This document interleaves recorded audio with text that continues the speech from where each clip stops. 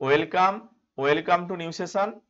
তোমরা যারা ANM GNM entrance exam দেবে তোমাদের জন্য আজকে আমরা জীবন বিজ্ঞান থেকে 2022-এ প্রিভিয়াস ইয়ারে যে এএনএম জিএনএম এর কোশ্চেন হয়েছিল শিফট 2 এর কোশ্চেন ডিটেলসে সলভ করাবো। এর আগে 2021-এর শিফট 1 শিফট 2 এই কোশ্চেনগুলো আমরা ডিটেলসে সলভ করিয়েছি, 2022-এর শিফট 1 আলোচনা করেছি। এইভাবে আমরা কন্টিনিউ প্রত্যেকটি সাবজেক্টের উপরে প্রিভিয়াস ইয়ারের কোশ্চেন সেগুলো ডিটেলসে সলভ করে আমরা কিন্তু এই চ্যানেলে দিচ্ছি। তোমরা চ্যানেলে ভিজিট করলে প্লেলিস্ট চেক করলে প্রত্যেকটি ক্লাস পেয়ে যাবে। আজকে আমরা 2022-এর শিফট 2 এর যে কোশ্চেন সেইগুলো আমরা ডিটেলসে সলভ করব। তোমরা যারা আমাদের জিএনএম এএনএম এন্ট্রান্স এক্সামের জন্য নতুন পেইড ব্যাচে যে অ্যাডমিশন চলছে, যারা ভর্তি হতে চাও আমাদের সম্পূর্ণ নতুন ব্যাচে অ্যাডমিশন চলছে। Life science, physical science, mathematics, English, GK, reasoning এই 6টি সাবজেক্ট তোমাদেরকে পড়ানো হবে এক্সামের আগে পর্যন্ত। টোটাল ওয়ান টাইম পেমেন্ট করতে হবে মাত্র 699 টাকা। একবার পেমেন্ট করলে 699 টাকা।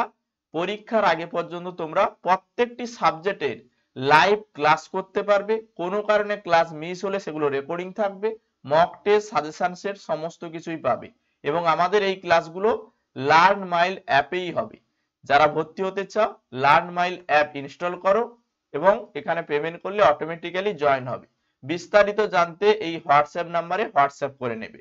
নিজেদের পেমেন্টের অপশন না থাকলে অন্য কাউকে দিয়েও তুমি পেমেন্ট করতে পারো।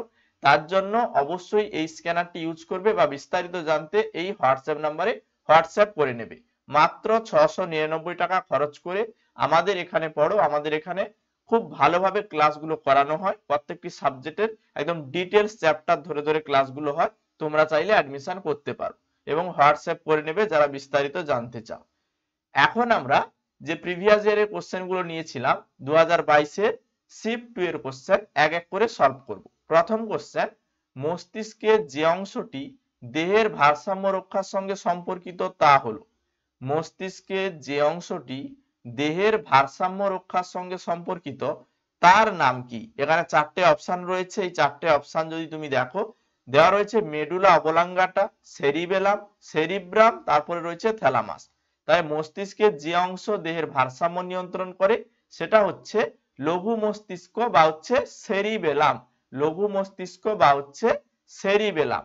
এটা মস্তিষ্কের পেছনের দিকে রয়েছে এবং এর জন্য কিন্তু আমাদের পর্তাবর্তী স্নায়ুকেন্দ্র রূপে এটা কাজ করছে এবং আমাদের কিন্তু দেহের ভারসাম্য নিয়ন্ত্রণ করছে।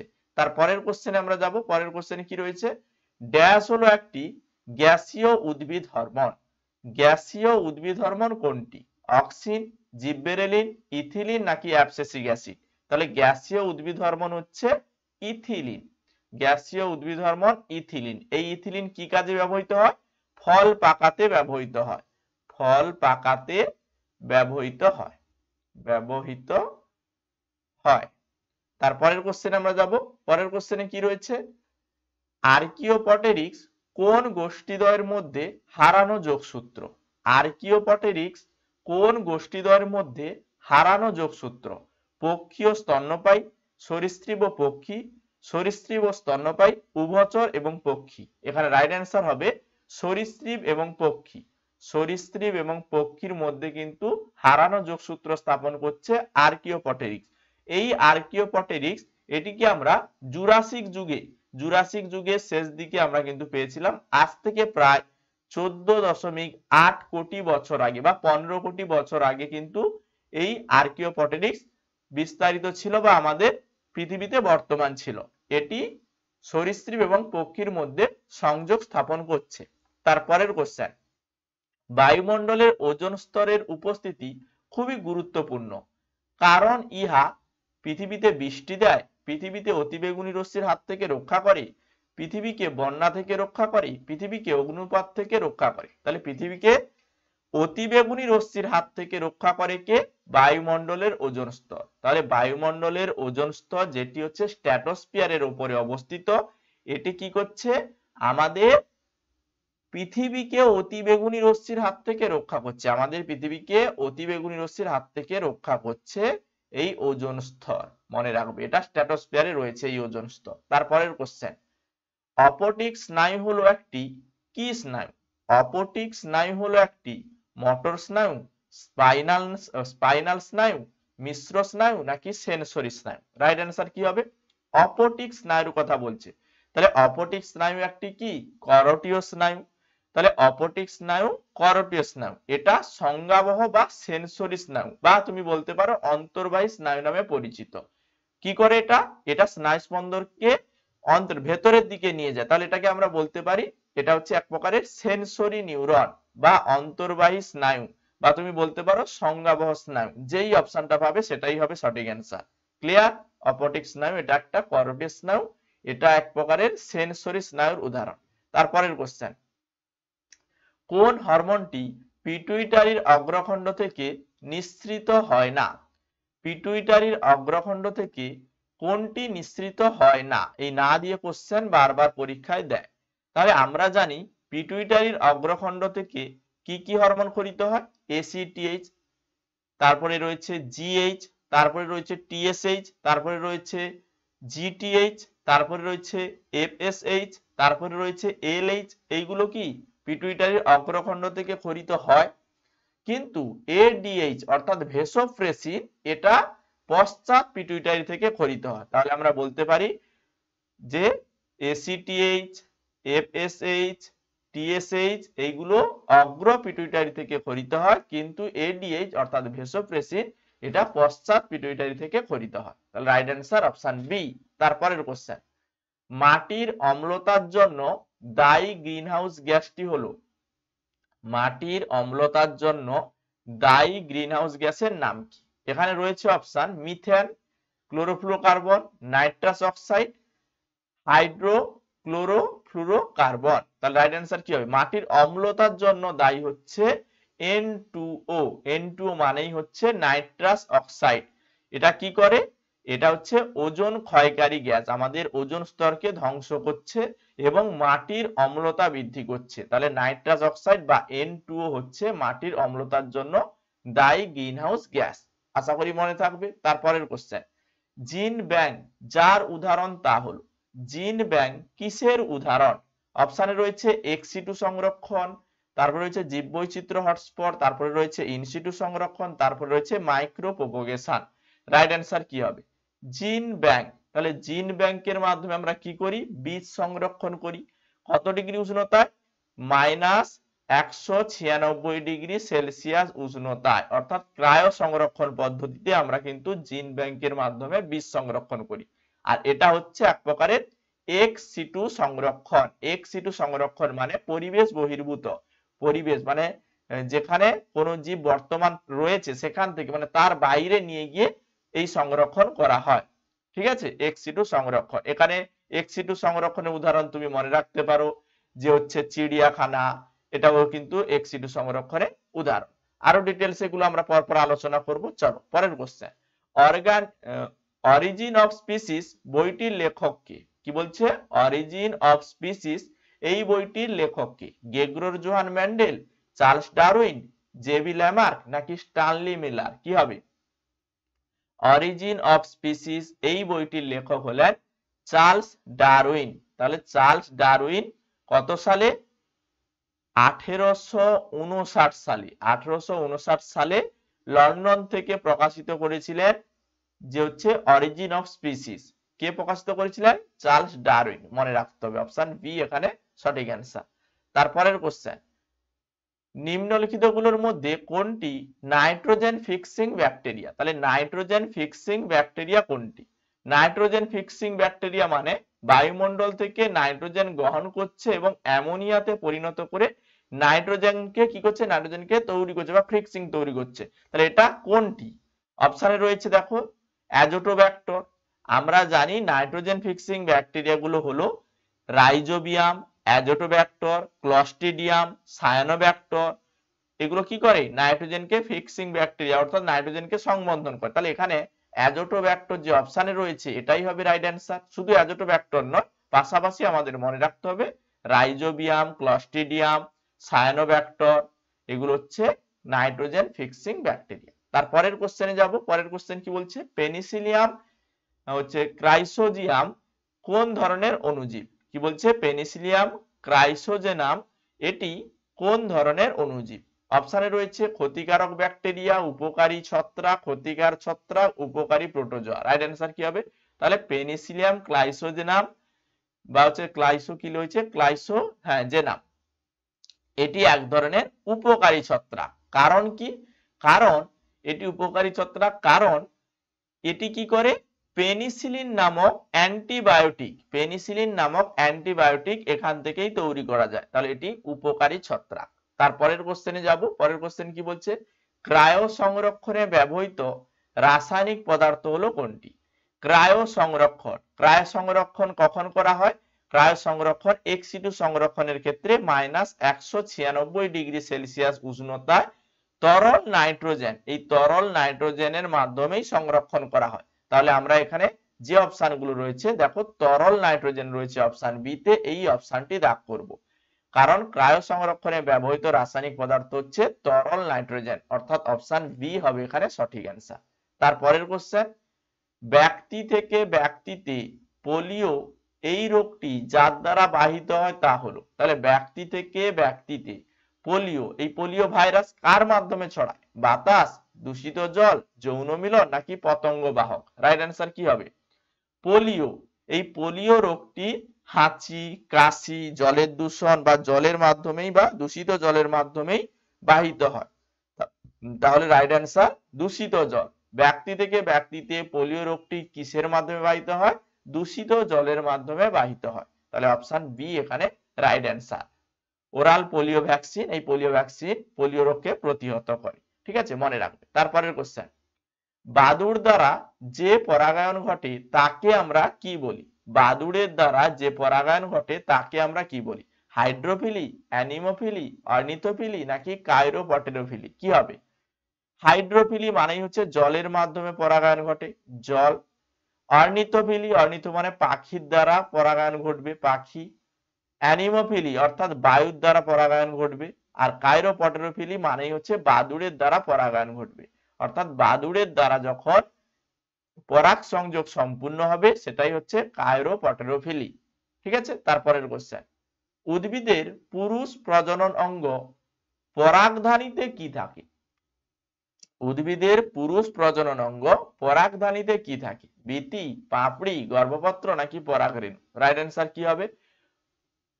পুরুষ প্রজনন অঙ্গ এই পরাগধানীতে পরাগরেণু থাকবে। তাহলে রাইট অ্যান্সার পরাগরেণু থাকবে। উদ্ভিদের পুরুষ প্রজনন অঙ্গ যেটা হচ্ছে পুংকেশর, এই পুংকেশরের পরাগধানীতে কি থাকে? পরাগরেণু থাকে, মানে হালকা হলুদ বর্ণের পরাগরেণু থাকে। তারপরের কোশ্চেন, নিম্নলিখিত কোন পদ্ধতিতে ছোট উদ্ভিদকলা থেকে খুব দ্রুত নতুন উদ্ভিদ সৃষ্টি করা যায়? খুব দ্রুত নতুন উদ্ভিদ সৃষ্টি করা যায় এ কথা বলেছে, আবার বলেছে ছোট উদ্ভিদ কলা থেকে। তাহলে ছোট উদ্ভিদ কলা থেকে আমরা কি করি? মাইক্রো প্রোপোগেশন বা টিস্যু কালচারের মাধ্যমে, অর্থাৎ উপযুক্ত কিস্টি মাধ্যমে উদ্ভিদের কোনো কাটা অংশ বা টুকরো অংশ বা কোষের অংশ, দেহের অংশকে নিয়ে আমরা কিন্তু উপযুক্ত কিস্টির মাধ্যমে রেখে পুষ্টি দ্রব্য মানে ওখানে দিয়ে সেখান থেকে আমরা কিন্তু অসংখ্য অপত্য উদ্ভিদ তৈরি করতে পারি। তাহলে এটাকে আমরা কি বলবো? এটাই হচ্ছে এক প্রকারের মাইক্রো প্রোপোগেশন বা আমরা এটাকে টিস্যু কালচারও বলতে পারি। তাহলে রাইট অ্যান্সার হবে অপশন ডি। তারপরের কোশ্চেন কি বলছে যে ভিনক্রিস্টিন, এই ভিনক্রিস্টিন থেকে ভিনকারোসিয়া, এই ভিনকারোসিয়া মানে যাকে আমরা বলি নয়নতারা, এই নয়নতারা থেকে যে উপাখ্যানটি পাওয়া যায় সেটি হলো, আমি কোশ্চেন পড়ার আগেই অ্যান্সারটি বলে ফেলেছি, তোমরা অ্যান্সার করো। ভিনকারোসিয়া, এই ভিনকারোসিয়া মানে নয়নতারা থেকে কোন উপাখ্যানটি পাওয়া যায়? রেসারপিন, ভিনক্রিস্টিন, অ্যাট্রোপিন নাকি মরফিন? রাইট অ্যান্সার কি হবে? রাইট অ্যান্সার হবে ভিনক্রিস্টিন পাওয়া যায়। কারণ আমরা জানি রেসারপিন থেকে সর্পগন্ধা পাওয়া যায়, অর্থাৎ সর্পগন্ধা থেকে আমরা রেসারপিন পাই, সর্পগন্ধা, এই সর্পগন্ধা থেকে আমরা রেসারপিন পাই। অ্যাট্রোপিন বেলেডোনা গাছ থেকে পাই, আর মরফিন আফিং গাছ থেকে পাই। তাহলে এখানে রাইট অ্যান্সার ভিনক্রিস্টিন, এটা ভিনকারোসিয়া অর্থাৎ নয়নতারা থেকে আমরা পাই। এটা কি কাজে লাগে? কেমোথেরাপির ওষুধ তৈরি করতে ভেনক্রিস্টিন লাগে। ভেনক্রিস্টিন কেমোথেরাপির ওষুধ তৈরি করতে ব্যবহৃত হয়। তারপরের কোশ্চেনে চলে যাব। এইচআইভি তে যে উৎসেচকটি আরএনএ থেকে ডিএনএ উৎপাদন করে তা হলো, তাহলে কি বলছে, এইচআইভি তে কি করে, এইচআইভি তে যে উৎসেচকটি আরএনএ থেকে ডিএনএ উৎপাদন করে, তাহলে আমাদের এই চারটে অপশন দেখতে হবে, ট্রান্সক্রিপ্টেজ, হেলিকেজ, তারপর রয়েছে ডিএনএ পলিমারেজ নাকি রিজার্ভ ট্রান্সক্রিপ্টেজ। কি হবে? HIV human immuno deficiency virus, যেটা হচ্ছে এইডস রোগ ছড়ায়, এখানে আরএনএ থেকে ডিএনএ উৎপাদন করার যে প্রক্রিয়া, অর্থাৎ এটি এনজাইম বা এই ধরনের এনজাইম যেটা আরএনএ থেকে ডিএনএ তৈরি করে, এটা হচ্ছে reverse transcriptase. Reverse transcriptase, option D হবে এখানে সঠিক অ্যান্সার। তারপরের কোশ্চেন, মানুষের জনন কোষের ক্রোমোজোম সংখ্যা কত? মানুষের জনন কোষের ক্রোমোজোম সংখ্যা কত? এখানে অপশনে রয়েছে 60, 23, 46 নাকি অপশন ডি তে রয়েছে 40। কোনটি রাইট অ্যান্সার হবে? তাহলে আমরা জানি মানুষের জনন কোষে 23টি ক্রোমোজোম থাকে, 23টি ক্রোমোজোম থাকে। এবারে এখানে দেখো এই যে ক্রোমোজোম গুলো, এগুলোকে আমরা কি বলি? হ্যাপ্লয়েড ক্রোমোজোম বলি। তাহলে প্রতিটি দেহকোষে টোটাল রয়েছে 23 জোড়া ক্রোমোজোম, তার মধ্যে এক জোড়া অর্থাৎ 23টি ক্রোমোজোম যেগুলো হচ্ছে জনন কোষের ক্রোমোজোম। তাহলে রাইট অ্যান্সার হবে 23টি। এখানে আমাদের এটা মনে রাখতে হবে। ঠিক আছে, আমরা জানি কি যে টোটাল রয়েছে 23 জোড়া, এই 23 জোড়া হচ্ছে দেহকোষে রয়েছে, অর্থাৎ মানুষের প্রতিটি দেহকোষে রয়েছে 23 জোড়া ক্রোমোজোম এবং মানুষের জনন কোষে 23টি, শুধুমাত্র 23টি ক্রোমোজোম রয়েছে, এটা আমরা মনে রাখবো। তারপরের কোশ্চেন, লাল বর্ণান্ধতা যে হিসেবে পরিচিত, লাল বর্ণান্ধতাকে আমরা কি বলি? এখানে অপশনে রয়েছে ডিউটেরোনোপিয়া, প্রোটোনোপিয়া, টাইটানোপিয়া, তারপরে রয়েছে অ্যাম্বলায়োপিয়া। কি হবে? ডিউটেরানোপিয়া। ডিউটেরানোপিয়া মানে সবুজ বর্ণান্ধতা, সবুজ বর্ণ দেখতে না পাওয়া। তারপরে রয়েছে টাইটানোপিয়া, টাইটানোপিয়া মানে নীল বর্ণ দেখতে না পাওয়া। প্রোটোনোপিয়া, প্রোটোনোপিয়া মানে লাল বর্ণ দেখতে না পাওয়া। তাহলে এখানে অপশনে দেখো লাল, এই লাল বর্ণান্ধতা হিসেবে পরিচিত প্রোটোনোপিয়া, অপশন ডি হবে রাইট অ্যান্সার। আর অ্যাম্বলায়োপিয়া এটা হচ্ছে চক্ষু অলস, চক্ষু অলস রোগ হচ্ছে অ্যাম্বলায়োপিয়া। তারপরের কোশ্চেন, ডিএনএ এর সঙ্গে সংযুক্ত অত্যন্ত ক্ষারক প্রোটিনটি হলো কোনটি? ডিএনএ এর সঙ্গে সংযুক্ত অত্যন্ত ক্ষারক প্রোটিন কোনটি? হিস্টোন, গ্লোবিউলিন, অ্যালবুমিন নাকি ফাইব্রিনোজেন? রাইট অ্যান্সার কি হবে? ডিএনএ এর সঙ্গে সংযুক্ত অত্যন্ত ক্ষারক প্রোটিন হচ্ছে হিস্টোন জাতীয় প্রোটিন, অর্থাৎ ক্ষারকীয় প্রোটিন হচ্ছে হিস্টোন জাতীয় প্রোটিন, যেগুলো হচ্ছে আর্জিনিন, হিস্টিডিন, লাইসিন। আর আম্লিক প্রোটিন গুলো হচ্ছে ট্রিপ্টোফ্যান, টাইরোসিন, এইগুলো। তাহলে অত্যন্ত ক্ষারকীয় প্রোটিন হচ্ছে হিস্টোন বা হিস্টোন জাতীয় প্রোটিন। তারপরের কোশ্চেন,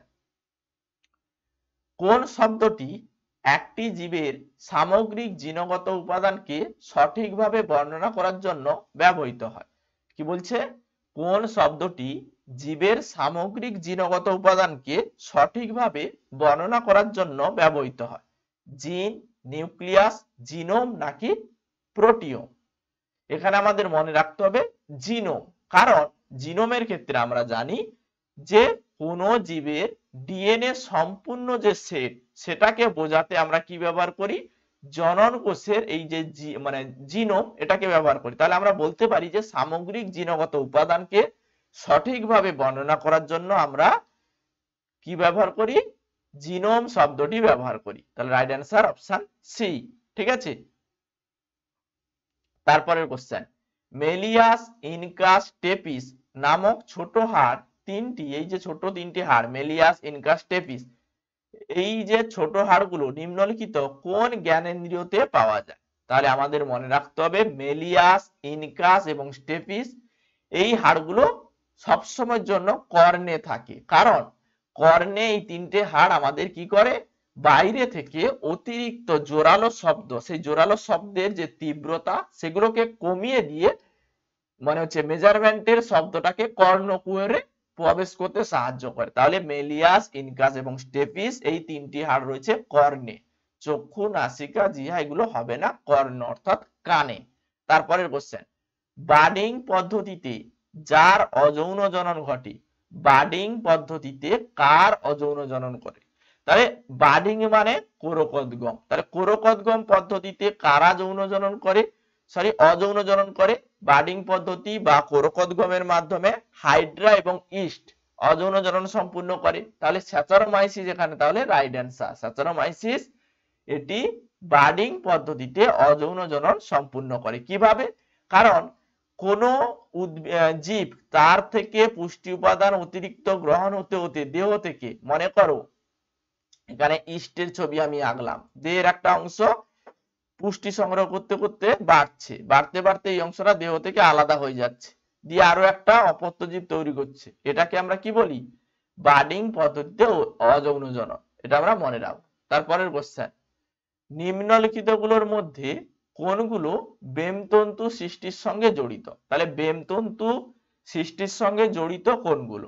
লাইসোজোম, তারপরে মাইটোকন্ড্রিয়া, তারপরে গলগি বস্তু, তারপরে রয়েছে মাইক্রোটিউবিউলস। রাইট অ্যান্সার কি হবে? তাহলে আমরা জানি যে উদ্ভিদ কোষ বিভাজনের সময় মাইটোসিস পদ্ধতি হয়। তাহলে মাইটোসিস পদ্ধতিতে আমরা সাইটোপ্লাজমে থাকা মাইক্রোটিউবিউলের কথা ভাবি। তাহলে মাইক্রোটিউবিউলের কথা ওখানে আমরা পেয়েছিলাম। তাহলে মাইক্রোটিউবিউল যেটা কি করে? বেমতন্তু গঠন করে। তাহলে রাইট অ্যান্সার মাইক্রোটিউবিউলস এটি কি করে? বেমতন্তু সৃষ্টি করে। কখন?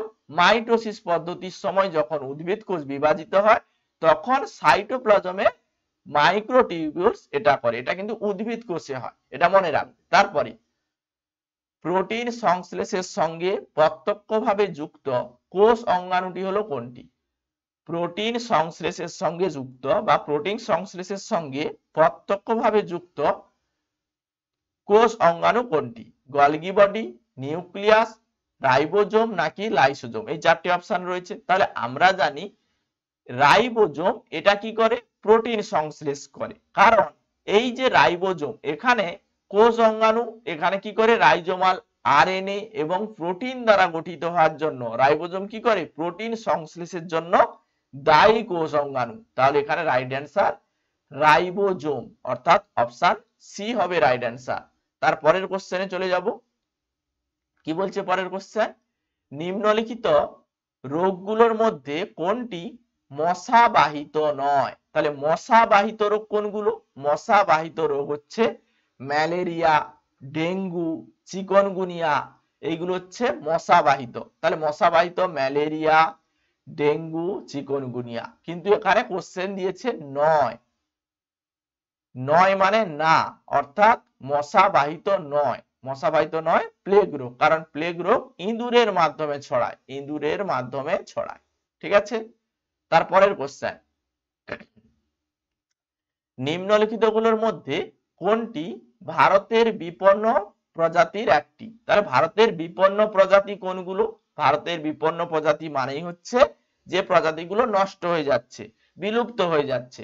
উদাহরণ গ্রেট ইন্ডিয়ান ব্রাস্টার, তারপর হচ্ছে সাইবেরিয়ান ক্রেন, তারপরে লাল মাথাওয়ালা শকুন, তারপর হচ্ছে পিগমি হক, বা হচ্ছে তুমি মনে রাখতে পারো এক সিং মানে এক সিংওয়ালা গন্ডার, এইগুলো। তাহলে এখানে রাইট অ্যান্সার এক সিংওয়ালা গন্ডার, এটা হচ্ছে ভারতের বিপন্ন প্রজাতি। তাহলে রাইট অ্যান্সার অপশন বি। তারপরের কোশ্চেন দেখো, পরের কোশ্চেন কি বলছে? নিচের কোনটি প্রতিবর্ত ক্রিয়া নয়? চেষ্টা করো অ্যান্সার করার। নিচের কোনটি প্রতিবর্ত ক্রিয়া নয়? কাশি, ঘর্মস্রাব, তারপরে রয়েছে চোখের মিটমিট করা, তারপরে রয়েছে হাঁচি। তাহলে প্রতিবর্ত ক্রিয়া কোনগুলো? প্রতিবর্ত ক্রিয়া হচ্ছে নির্দিষ্ট উত্তেজকের প্রভাবে প্রাণী দেহ থেকে যখন তাৎক্ষণিক স্বতঃস্ফূর্ত বা অনৈচ্ছিক প্রতিক্রিয়া হয়, সেটাই হচ্ছে প্রতিবর্ত ক্রিয়া। প্রতিবর্ত ক্রিয়া হচ্ছে হাঁচি, কাশি, চোখের মিটমিট করা, এইগুলো।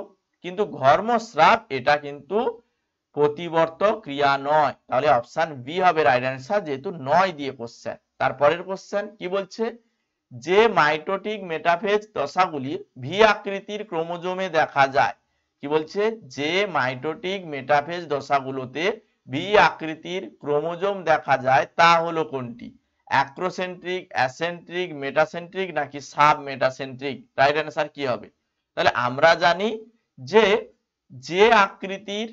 যে আকৃতির হচ্ছে অ্যাক্রোসেন্ট্রিক, তারপরে রয়েছে দেখো মেটাসেন্ট্রিক যেটা হচ্ছে ভি আকৃতির, তারপরে দেখো সাব মেটাসেন্ট্রিক যেটা হচ্ছে এল আকৃতির, এবং টেলোসেন্ট্রিক যেটা হচ্ছে আই আকৃতি। তাহলে এখানে ভি আকৃতির বলেছে, তাহলে মেটাসেন্ট্রিক এখানে রাইট অ্যান্সার হবে। এটা হবে না কিন্তু, এই মেটাসেন্ট্রিক করবে, অ্যাসেন্ট্রিক নয়। তাহলে অপশন সি হবে সঠিক অ্যান্সার। এরপরে 2022 এর শিফট 2 এ জিএনএম এন্ট্রান্স এক্সামে ক্যাটাগরি 2 তে যে 10টি কোশ্চেন এসেছিল 31 থেকে 40 এর মধ্যে, যে 10টি কোশ্চেন, প্রত্যেকটি কোশ্চেনের মার্ক 2 অর্থাৎ 2 নাম্বার করে 10টি কোশ্চেন পরপর রয়েছে, সেগুলো আমরা পরপর আলোচনা করছি।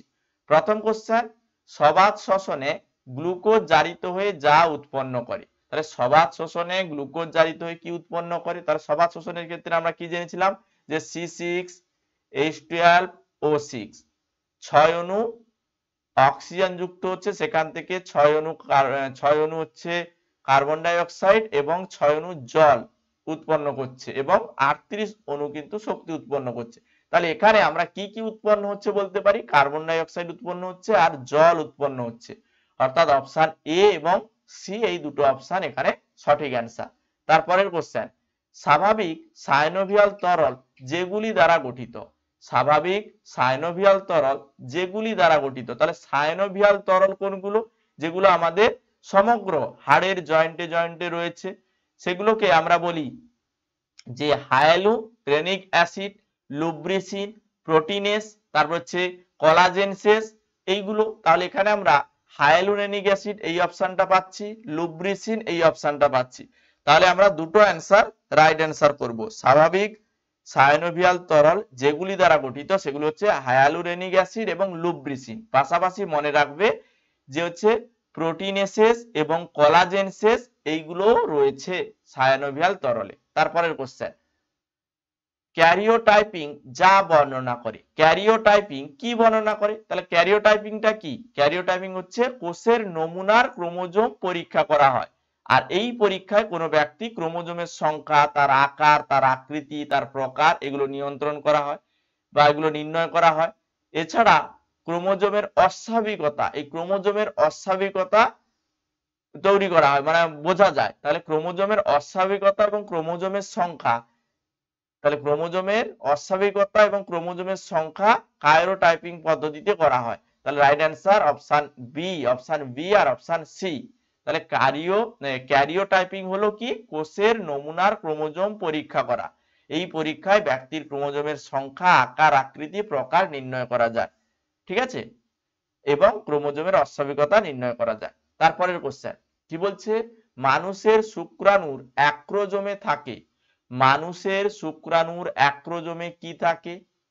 চারটে অপশন রয়েছে, অ্যালকালাইন ফসফাটেজ, রেনিন, হ্যালুরোনিডেজ নাকি অ্যাক্রোসিন। তাহলে অ্যাক্রোসিন, এটা আমাদের মনে রাখতে হবে যে অ্যাক্রোজোম, এই অ্যাক্রোজোম শুক্রাণুর মাথার যে অগ্রভাগ এই অংশে অবস্থিত। এই মানুষের শুক্রাণুর অ্যাক্রোজোমে হায়ালুরোনিডেজ এই ধরনের এনজাইম, অ্যাক্রোসিন, ফ্রুক্টেজ, তারপর হচ্ছে হাইড্রোলাইটিক এবং স্পার্মলাইসিন এই ধরনের এনজাইম বর্তমান। তাহলে এখানে যে অপশনগুলো রয়েছে তার মধ্যে আমরা হায়ালুরোনিডেজ পাচ্ছি আর হচ্ছে অ্যাক্রোসিন পাচ্ছি, ঠিক আছে। বাকি যে ফ্রুক্টোজ বা হচ্ছে স্পার্মলাইসিন এই যে এনজাইমগুলো, এগুলোর নাম নেই, এগুলো আমরা পাশাপাশি মনে রাখবো। তারপরের কোশ্চেন কি বলছে? লাইসোজেনিক চক্রে নিম্নলিখিত কোন ঘটনাগুলো ঘটে? লাইসোজেনিক চক্রে কোন ঘটনাগুলো ঘটে? তাহলে এখানে আমাদের মনে রাখতে হবে লাইসোজেনিক চক্র, অর্থাৎ লাইসোজেনিক চক্রে আমরা ভাইরাসের যে ডিএনএ এবং ভাইরাসের ডিএনএ যে হোস্ট, সেই হোস্ট কোষের ডিএনএ ব্যবহারের প্রতিলিপি গঠন করে, এবং হোস্ট কোষের জিনোমের ভাইরাস কি করে? ডিএনএ একীভূত হয়, এবং হোস্ট কোষে বেঁচে থাকার জন্য যে পুনরুৎপাদন এটাও হয়। এবং এখানে আমাদের মনে রাখতে হবে যে লাইসোজেনিক চক্রে নিম্নলিখিত যে ঘটনাগুলো ঘটে সেগুলো হচ্ছে পোষক ব্যাকটেরিয়া কোষের বিদারণ ঘটে, আর তারপরে অপশন ভাইরাস একটি প্রফাস সৃষ্টি করে না, অপত্য ভাইরাস কণা সৃষ্টি করে, এটাও ঠিক। তাহলে এ এবং সি দুটো অপশন সঠিক পাচ্ছি। পোষক ব্যাকটেরিয়ার নতুন বৈশিষ্ট্যের প্রকাশ হয়, এটা সঠিক নয়। তাহলে এ এবং সি দুটো অ্যান্সার এখানে সঠিক। কারণ আমরা জানি যে ভাইরাসের ডিএনএ হোস্ট কোষের ব্যবহারিক প্রতিলিপি গঠন করা, এটা লাইসোনিক চক্রে ঘটে। তারপর হচ্ছে পুনরুৎপাদন বা নতুন অপত্য কণা তৈরি করা, পোষক ব্যাকটেরিয়া কোষের বিদারণ করা, এটা লাইসোনিক চক্রের ঘটনা। তারপরের কোশ্চেন, ডোমেইন আর্কিয়াতে যারা অন্তর্ভুক্ত, ডোমেইন আর্কিয়াতে কারা অন্তর্ভুক্ত? প্রোটিওব্যাকটেরিয়া, সায়ানোব্যাকটেরিয়া, মিথাজেনাস, মিথানোজেনস নাকি হ্যালোফিলস? রাইট অ্যান্সার কি হবে? Domain archaea. এই ডোমেইন আর্কিয়ার অন্তর্ভুক্ত জীবগুলো হচ্ছে প্রোক্যারিওটিক অর্থাৎ অর্গানিজম। এদের আর্চিয়া বা আর্কিও ব্যাকটেরিয়া বলা হয়। তাহলে এখানে আমরা আর্কিও ব্যাকটেরিয়া হিসেবে কাকে চিনি? যে মিথোজেনাস যেগুলো সেটা, আর হ্যালোফিলস যেটা সেটা। তাহলে এখানে দুটো অ্যান্সার সঠিক পাচ্ছি, মিথোজেন্স এবং হ্যালোফিলস। ঠিক আছে, এটা আমরা মনে রাখবো। তারপরের কোশ্চেন, নিম্নলিখিত গুলোর মধ্যে কোনগুলো নন আয়োনাইজিং রেডিয়েশন? নন আয়োনাইজিং রেডিয়েশনের কথা বলছে। অপশন এতে রয়েছে আলফা কণা, গামা কণা, অতিবেগুনি কণা, মাইক্রোওয়েভস। কি হবে? তাহলে আমাদের প্রথমে জানতে হবে নন আয়োনাইজিং রেডিয়েশন কি। নন আয়োনাইজিং রেডিয়েশন হচ্ছে যেটা রেডিয়েশন পরমাণু অণু থেকে ইলেকট্রন বের করে দিতে পারে না। কি বললাম? পরমাণু বা অণু থেকে ইলেকট্রন বের করে দিতে পারে না যে কণা, সেটাই হচ্ছে নন আয়োনাইজিং রেডিয়েশন। এখানে আমরা অতিবেগুনি, এই অতিবেগুনি রশ্মি বা ইউভি রশ্মি, ইনফ্রারেড, মাইক্রোওয়েভ এবং রেডিও ফ্রিকোয়েন্সি, এইগুলোকে আমরা নন আয়োনাইজিং রেডিয়েশন বলি। এবারে অপশানে এখানে অতিবেগুনি রশ্মি রয়েছে আর মাইক্রোওয়েভস রয়েছে। তাহলে মাইক্রোওয়েভস, অতিবেগুনি রশ্মি, তারপরে হচ্ছে ইনফ্রারেড, রেডিও ফ্রিকোয়েন্সি, এই অপশনগুলো থাকলে সেগুলোকে দাগ করব। দুটো অপশন রয়েছে বলে সি এবং ডি, এই দুটো অপশন দাগ করছি। তারপরের কোশ্চেন, যে পদ্ধতিগুলো এক্সিটু সংরক্ষণের জন্য গৃহীত হয়। তাহলে এক্সিটু সংরক্ষণটা কি আমাদের প্রথমে জানতে হবে। এক্সিটু সংরক্ষণ হচ্ছে বহির্ভূত সংরক্ষণ, অর্থাৎ যেখানে জীবকুল রয়েছে সেখান থেকে বা তার বাইরে নিয়ে গিয়ে কোনো সুস্থ পরিবেশে যখন সংরক্ষণ করা হচ্ছে সেটাই হচ্ছে এক্সিটু সংরক্ষণ। উদাহরণ হিসেবে আমরা জানি চিড়িয়াখানা, বোটানিক্যাল গার্ডেন, জিন ব্যাংক, জার্মোপ্লাজম, সিড ব্যাংক, এগুলো কি এক্সিটু সংরক্ষণের উদাহরণ। তাহলে এখানে যে অপশনগুলো রয়েছে ক্রায়ো সংরক্ষণ, জার্মোপ্লাজম ব্যাংক এবং বোটানিক্যাল গার্ডেন, এই তিনটেই হচ্ছে এক্সিটু সংরক্ষণের উদাহরণ। এ বি সি তিনটে অপশন ঠিক। তারপরের কোশ্চেন, এই চারটে যে জীবাণু রয়েছে, জীবাণুগুলোর কোন কম্বিনেশন গুলো সবকটি নাইট্রোজেন চক্রের সঙ্গে সরাসরি যুক্ত? তাহলে নাইট্রোজেন চক্রের সঙ্গে সরাসরি যুক্ত রয়েছে কোনগুলো? তাহলে নাইট্রোজেন চক্র কি? নাইট্রোজেন চক্র হচ্ছে ভূ জৈব রাসায়নিক চক্র, অর্থাৎ এই নাইট্রোজেন চক্রের মাধ্যমে বায়ুমণ্ডল, স্থলমণ্ডল, সামুদ্রিক সমস্ত অংশে কি রয়েছে রাসায়নিক ভাবে রূপান্তরিত হয়ে চক্রাকার আবর্তন হচ্ছে নাইট্রোজেন। তাহলে এগুলোকে কে নিয়ন্ত্রণ করছে? অ্যাজোটোব্যাক্টর, নাইট্রোসোমোনাস, নাইট্রোব্যাক্টর, এগুলো নিয়ন্ত্রণ করছে। আর কে করছে?